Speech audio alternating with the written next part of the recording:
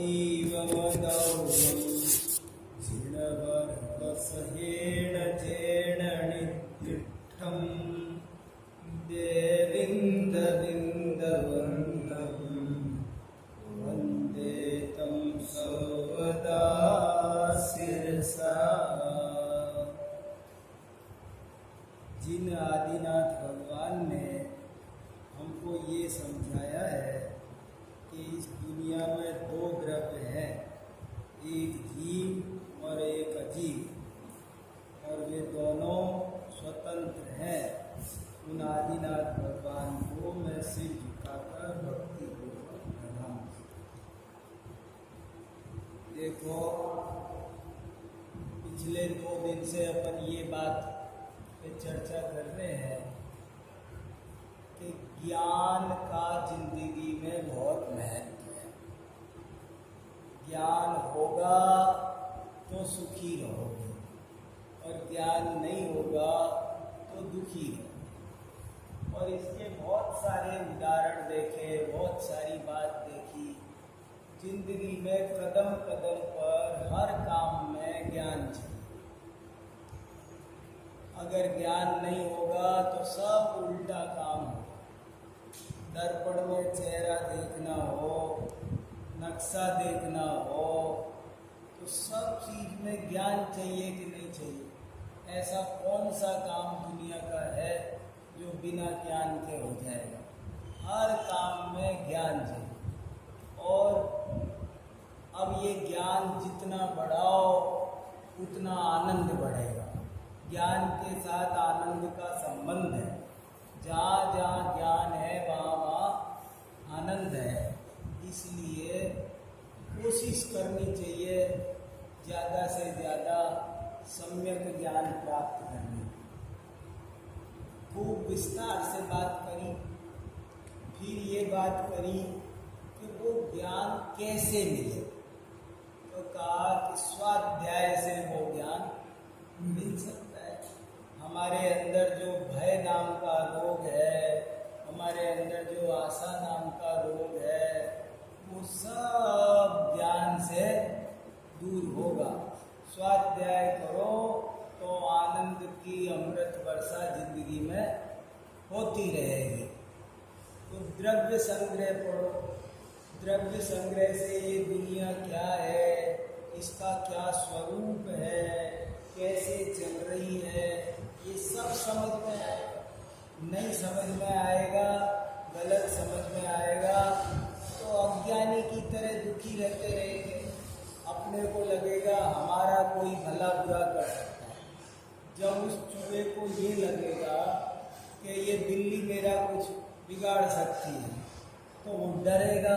और जब उसकी समझ में ये आ जाए कि मैं वज्र की दीवार में पूर्ण सुरक्षित हूँ, मेरे को ये बिल्ली कुछ कर सकती नहीं है, तो फिर क्यों कांपेगा? मजा लेगा रसमलाई का। मैंने जो भी उसके पास, जो हम अपनी जिंदगी का मजा नहीं ले पा रहे, क्यों? क्योंकि दुखी है। 24 घंटे चिंता खाए रहती है। चिंता से बुरी तो दुनिया में चिता भी नहीं है। ऐसे लिखा ना, चिता चिंता द्वयोर मध्ये बिंदु मात्र विशेषता, सजीवे दहति चिंता निर्जीवे दहति चिता। चिता और चिंता में एक बिंदी का फर्क है, लेकिन वैसे बहुत फर्क है। दिखने में तो एक बिंदी का फर्क है, चिता और चिंता एक जैसे ही है, लेकिन वैसे बहुत फर्क है। कि क्या फर्क है? बहुत। कि चिता तो तब जलाएगी जब मुर्दा होगा, डेड बॉडी को, लाश को जलाएगी, लेकिन चिंता वो तो जिंदे को जला के कोयला बना देगी। जिंदा आदमी खाक हो जाता है चिंता से। इसलिए ये चिंता कैसे जाए, ये कसाय कैसे जाए? 24 घंटे क्रोध, झुंझलाहट, मन परेशान, आकुलता, व्याकुलता, सब अज्ञान के कारण है। और ज्ञान हो जाए तो आनंद ही आनंद है, मस्ती मस्ती है। इसलिए ज्ञान करो। क्या ये दुनिया है किसने बनाई? कोई किसी का भला बुरा कर सकता है क्या? कोई किसी का भला बुरा नहीं कर सकता।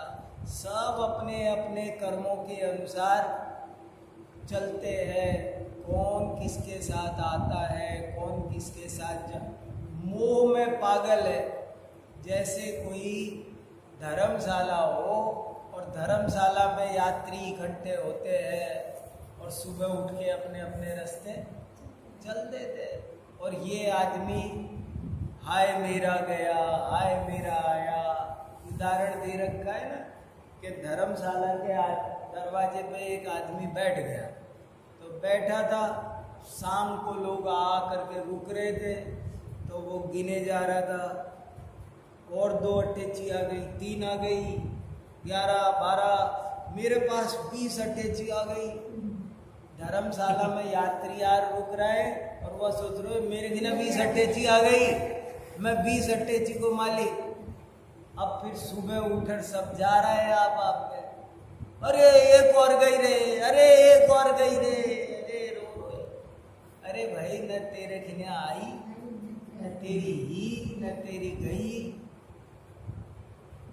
पेड़ पे पक्षी इकट्ठा होए, रेलगाड़ी में जैसा यात्री भेड़ा होए, यारा अब ये सब बात समझ में आए तो शांति है, और नहीं तो छाती पीट पीट मातम मनाओ, रो। सब अज्ञान के कारण। कोई भी आदमी गुस्सा करेगा तो क्यों करेगा? क्रोध क्यों आता है? अज्ञान से आता है। एक बहुत बढ़िया लिखा है रत्नकरण श्रावकाचार्य की टीका में, बोले अगर कोई तुमसे गधा कह दे, कोई भी बुरा शब्द कह दे, कुछ भी कह दे, कोई गधा कह दे, तो तुमको गुस्सा क्यों आ रहा है, दुखी क्यों हो रहे हो? उसने बोला, उसके मुंह से बोला। बहुत से लोग यूँ कहते इसने मेरी इज्जत उतार दी, इसने मेरी इज्जत खराब कर दी। मैं उसने कहता हूँ भाई क्या कहा? इसने मेरी इज्जत उतार, इज्जत मेरी है।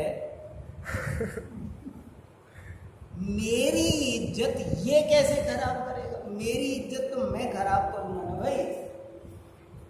मेरी इज्जत या ना खराब करेगी या कहीं खराब करोगे। तो कोई अगर कोई कुछ गलत शब्द कह रहा है तो उसका मुंह खराब हो रहा है ना, कि तेरा कुछ बिगड़ रहा है, सोच तो सही। अब जिसे बच्चा होए ना मूर्ख, अभी बचपना में कहीं समझे कौन, तो कोई थोड़ो सो चिढ़ा दे ना तो वो बुरो माने, नरो दुखी होए। आपने याद करो जब आप छोटा छोटा बच्चा स्कूल में कोई चिढ़ावे हो, जरा सो चिढ़ावे हो तो कितने दर्द होए हो, और समझ में आई बात तो खेता जा भाई, खेता जा। तो सब समझ का खेल है। कोई ने अगर गधा कह दिया तो पहली बात तो उसकी प्रॉपर्टी है, उसका काम है, उसकी जबान है, जो करे सो। फिर उसमें 17 उपाय लिखे हैं, 17 उपाय लिखे। बोले देखो अगर किसी ने तुमसे गधा कहा तो सबसे पहले तुम अपने हाथ पैर चेक करो कि भाई मैं गधा हो गया क्या? इसने गधा कहा, अगर मैं गधा हो गया जब तो नाराज हूं, अब इसने गधा कहा, अब आपा तो गधा हुआ तो आको काई फर्क पड़े। फिर बोले नहीं पार पड़े तो ऐसे ऐसे बहुत उपाय बताए। बोले अगर किसी ने गधा कहा और तुमको शांति नहीं मिली तो ऐसे सोचो कि देखो भाई गधा कोई बुरी चीज नहीं होता, गधा भी बढ़िया चीज होती है। गधा भी तो जीव है, और गधे में तो कई गुण है भाई जो आदमी में भी नहीं है, ऐसे ऐसे गुण है। बोले क्या गुण है? अविश्रामं वैर्बारं शीतोष्णं च न विन्दति स संतोषस्तथा नित्यं त्रीणि शिक्षेत गर्दभात् चाणक्य ने लिखा गधे से 3 शिक्षा मिलती है। बोले क्या? कि पहली बात कि बेचारा सुबह से शाम तक बोझा ढोता रहता है बिना किसी शिकायत के, और ना सर्दी जानता ना गर्मी जानता। गधा ये नहीं कहता बहुत गर्मी पड़ रही है, हाय राम। और सूखी घास जो मिल जाए खा के रह लेता है। तो बोले देखो तो सही ये बात कितनी बड़ी है, शिक्षा की है। फिर बोले फिर भी शांति नहीं मिले तो ऐसे विचार करो कि अपन पिछले जन्म में कई बार गधे बने हैं, पिछले जन्म में बहुत बार गधे बने हैं। तो पिछले जन्म का भी तो भूतपूर्व निगम में से कहा जा सकता है ना। मान लो कोई पटवारी पहले रहा, अब पटवारी नहीं है, फिर भी गांव के लोग पटवारी था, अब थोड़ी पटवारी है। कलेक्टर तो पहले था, अब थोड़ी, पर अभी भी गांव वाले कलेक्टर साहब रे। तो ऐसे ही गधा पिछले जन्म में था ना, इस जन्म में थोड़ी गधा है, पर पिछले जन्म में था। तो ये कह लें तो भूतपूर्व दुनिया अपना विजिटिंग कार्ड बनाती है, भूतपूर्व प्रधानमंत्री। भूतपूर्व गधा हूं ना मैं, पहले का गधा हूं, तो आज कह दिया तो क्या बिगड़ा, कोई बात नहीं। अभी भी शांति नहीं मिले तो भी बहुत बहुत उपाय है। कितने तरीके से सोचो कि देखो इसने कहा ही तो है गधा, कुछ मारा नहीं, पीटा नहीं, कुछ छीना नहीं। लोग तो मारते पीटते छीनते, इसने तो सिर्फ कहा है, तो कहने से कुछ बिगड़ा क्या? ऐसे करके बोलने दो। अभी भी शांति नहीं मिले तो यूं सोचो, अरे भाई देखो दुनिया दूसरे को खुश करने के लिए पार्टी देती है, दावत, रुपया पैसा खर्च करेगी, जब जाके दुनिया खुश होएगी।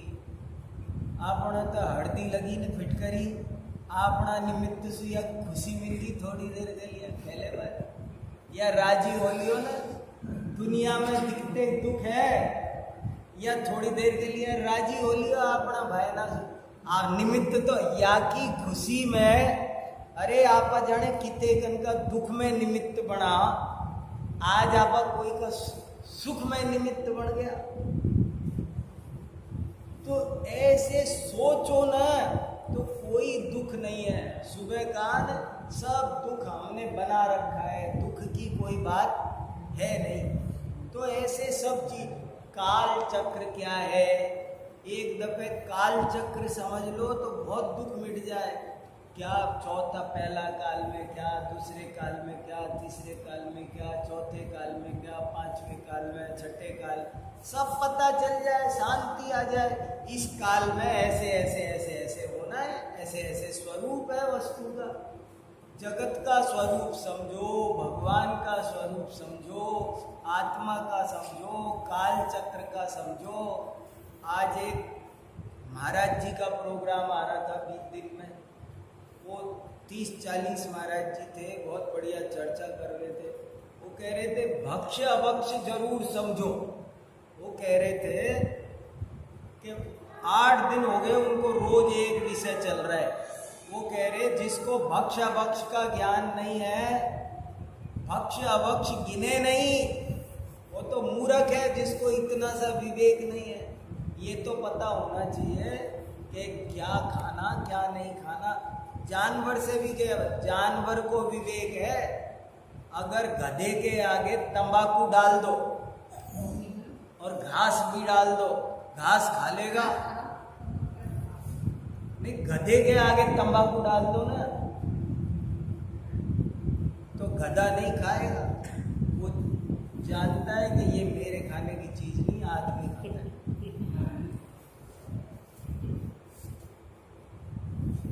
गाय के आगे एक बाल्टी में शराब रख दो, नहीं पिएगी। भैंस के आगे रख दो नहीं पिएगी। तो गाय भैंस को विवेक है कि ये शराब है, मद्य मांस मधु इनसे बचो।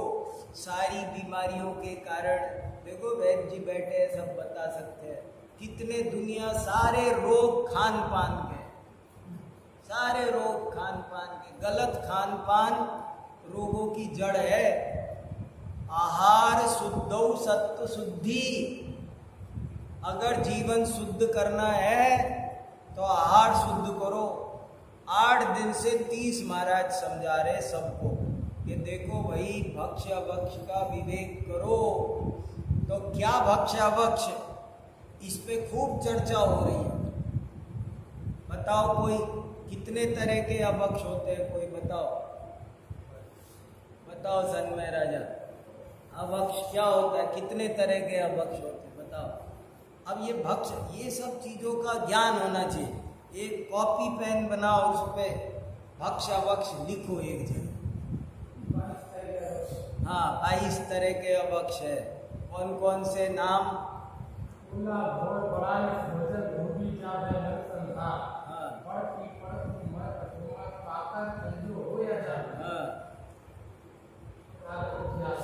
तो वही बात आज महाराज जी ने कही, क्योंकि ये 22 अभक्ष सबको याद नहीं हो पाएंगे। कैसे पार पड़ेगी, इस समाज को कैसे शिक्षा देना है। अब चलो तुमने इतने तो बता दिए, पर अभी दुनिया में पूछ के देखो तो देखो, अब आज मैं बता रहा हूँ आपको याद रखना। अभक्ष कितने?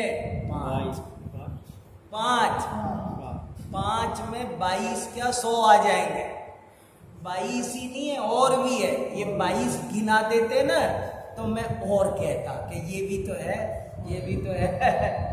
तो अभक्ष कितने हैं?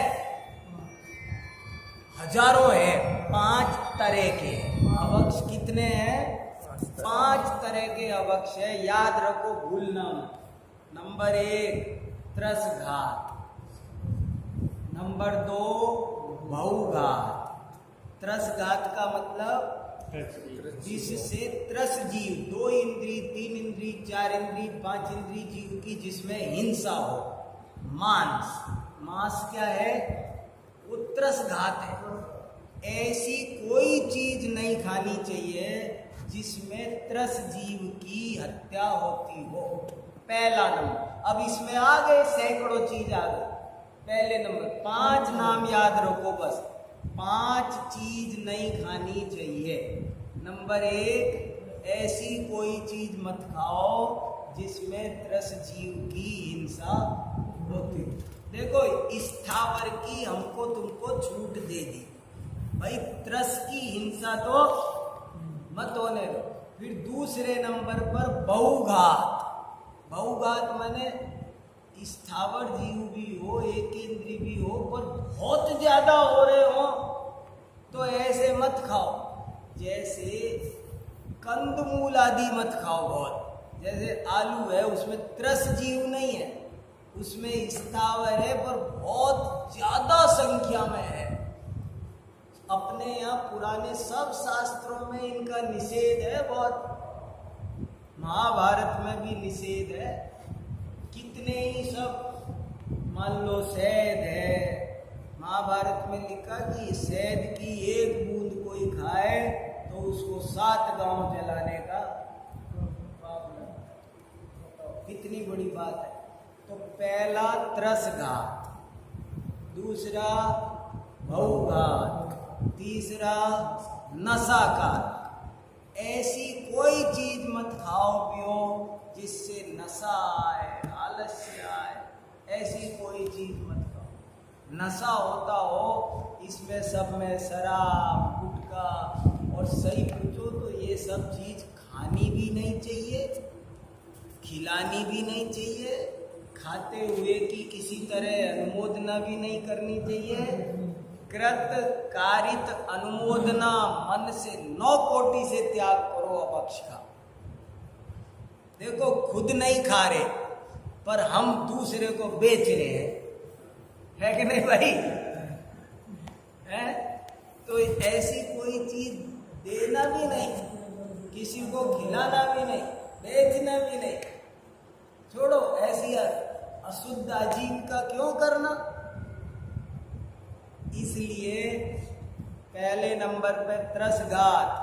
देखो, ज्ञान हो जाए ना, अभक्ष का भक्षावक्ष का ज्ञान हो जाए ना, तो जिंदगी पवित्र हो जाए। और त्रसघात 8 दिन हो गए महाराजों को बोलते हुए, 1-1 घंटे हो गए और अभी बात खत्म नहीं हुई है, खूब चल रही है। क्या खाना, क्या नहीं खाना, क्यों नहीं खाना, सब हिसाब है। मिट्टी अभक्ष है, क्यों नहीं खाना। कीड़े पड़ जाते हैं बड़े बड़े पेट में। ओला मना किया, पर क्यों नहीं खाना। ये सब हार्ट अटैक आता है, नस की, हार्ट की सिराएं सब रुक जाती है, जाम हो जाती है। शहद खाने से एक बीमारी का नाम बताया डॉक्टर साहब ने, एम्स वालों ने, बोले ये बीमारी इससे हो रही है। कितने सारे रोग होते हैं। शराब पीने से फैटी लीवर हो जाता है, लीवर फैटी हो जाता है, कई तरह की बीमारियां हो जाती है। तो ऐसे भूलने की एक बीमारी है। मेरे को वो अंग्रेजी की बीमारियों के नाम और याद नहीं रहते, मेरे पास सब लिख तो रखे, भूल जाता हूँ नाम ही, क्या क्या बीमारियों के नाम। बोले ये भूलने की आदत होती है। जैसे अपन यहाँ से गंगापुर गए कि 4 काम करके आएंगे, और करके भूल गए। आके अरे या भी तो काम करना हो, अब वहीं गया, फिर भी भूल गया। भूलने की बीमारी शुरू हो जाती है। ऐसे कई तरह की बीमारी। ये भक्ष्य अभक्ष्य जो बता रखे हैं, ये बहुत वैज्ञानिक है, ये साइंस है। तो त्रसघात, भौघात, नशाकारक, अनिष्ट। अनिष्ट माने जो चीज तुम्हारे लिए हानिकारक है, पर्सनल। ऐसे बहुत होता है कि भाई नमक तो नुकसान नहीं कर रहा, पर मेरे को डॉक्टर ने मना किया है, मेरे बीपी बढ़ा रहे, तो मेरे को नहीं खाना। दूध अभक्ष नहीं है, लेकिन मेरे दस्त लग रहे हैं, मना किया है डॉक्टर साहब ने, एसिडिटी बना रहा है, तो डॉक्टर ने नहीं, फिर भी लेऊंगा। मिर्ची की मना करी है, फिर भी नहीं, मिर्ची खाने वाला मिर्ची छोड़ता नहीं, मर जाएगा। पर 10 चीज, यानी कैसी कैसी झंझट है, देखो तो सही। तो ये अनिष्ट नाम का अभक्ष है, बहुत खतरनाक। तो त्रसघात, भौघात, नशाकारक, अनिष्ट, अनुपसेव्य, जो सज्जनों के सेवन करने लायक नहीं है, मलमूत्र आदि, ये नहीं खाओ। 5 तरह के ये अभक्ष मत खाओ। फिर अब बच गए भक्ष्य, इनके अलावा जो चीज बच गई, वे भी उचित काल में खाओ, अनुचित काल में। माने जैसे मध्य मांस नहीं खाना, पर दाल रोटी खाना, तो दाल रोटी रात में खा ले, नहीं, भक्ष्य भी उचित काल में खाओ। अनुचित काल में भक्ष्य पदार्थ भी अभक्ष है। रात में दाल रोटी भी अभक्ष है। अनुचित काल में, अच्छा दिन में खाए, मंदिर पे वेदी पे बैठ के खा ले, नहीं, अनुचित क्षेत्र में भी अभक्ष है। कितना विवेक है, देखो क्या खाना क्या नहीं खाना। चौका, अन्याय का नहीं खाना। मैं कभी कभी सुनाता रहता हूँ ना रविंद्र पंडित जी का, कि जो न्याय पूर्वक कमाया गया हो, यत्नाचार पूर्वक बनाया गया हो, वात्सल्य पूर्वक खिलाया गया हो और अनासक्ति पूर्वक खाया गया हो, उसको शुद्ध भोजन कहते हैं। बताओ, किसी को पता ही नहीं है शुद्ध भोजन क्या होता है। शुद्ध भोजन मतलब न्याय से कमाया होना चाहिए।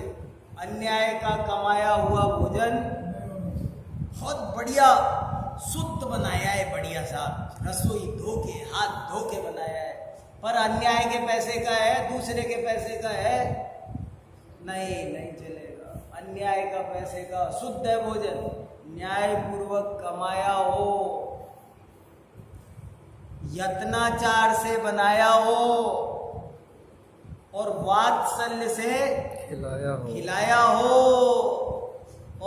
खाने वाला अनासक्ति से खाया हो तो उसका नाम शुद्ध भोजन। अगर इतनी बात मैं आपको सच कह रहा हूं, मैं भारत का नक्शा बदल सकता हूं। 1 महीना मेरे हिसाब से चल के दिखा, 1 महीना। सब शास्त्रों में लिखा है, जैन शास्त्र, हिंदू शास्त्र, कोई शास्त्र नहीं बचा, सब में लिखा है आहार शुद्धौ सत्व शुद्धि।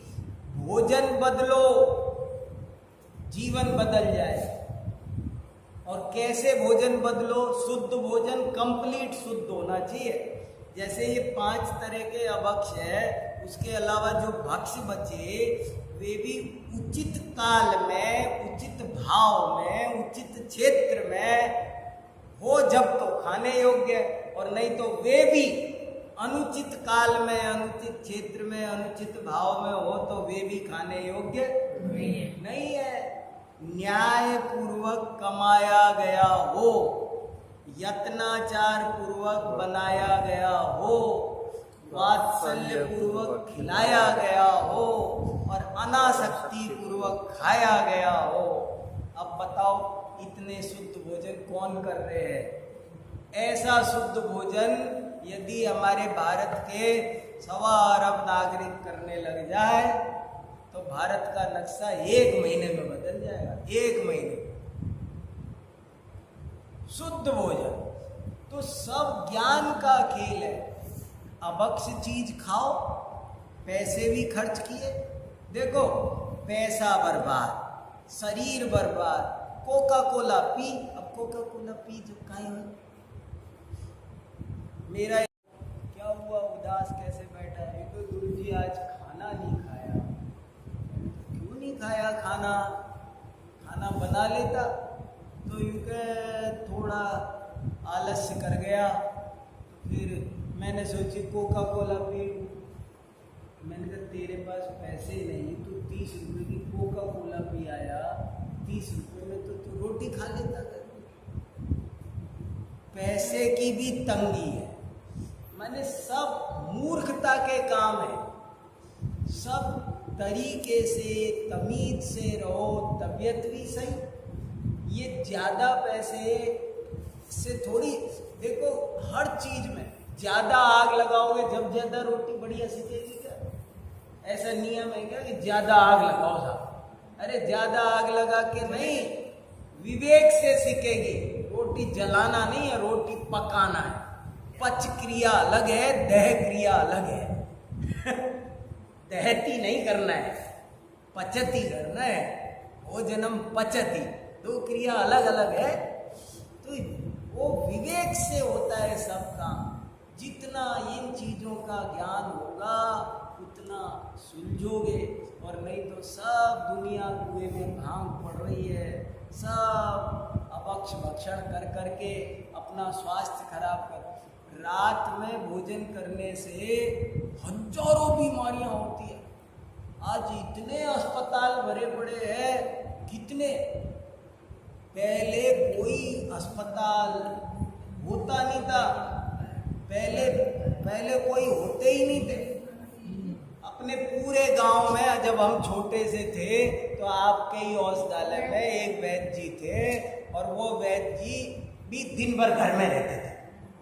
और कभी किसी की तबीयत खराब हो जाए ना तो हम जाते, वैद्य जी काई बात है, काई होगो,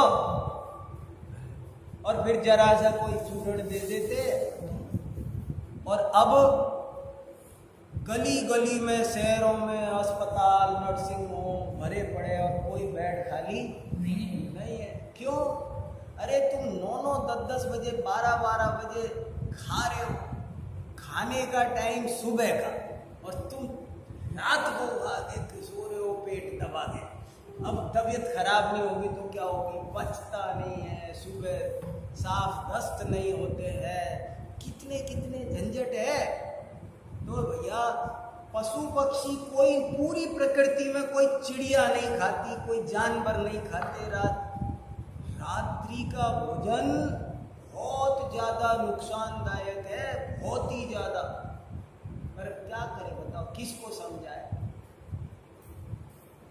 सब रात में खाना खाते, रात में खाना खा खा के खूब बीमार हो रहे, ब्लड प्रेशर हो रहा है, सब तरह के 10 झंझट हो रहे, किडनी पे लीवर पे वजन पड़ता है। रात को खाना खाओ ना, तो रात को खाना खाया या किडनी पे लीवर पे सब पे वजन पड़ेगा, हार्ट पे भी वजन पड़ेगा। हाँ, अरे जो रात को खाना नहीं खाता ना, उसको साल में 6 महीने के उपवास का फल है, ऐसे लिखा है मनुस्मृति। साल में 6 महीने का उपवास का फल फ्री में बिना उपवास किए 6 महीने का उपवास। तो इसलिए सब विवेक का खेल है।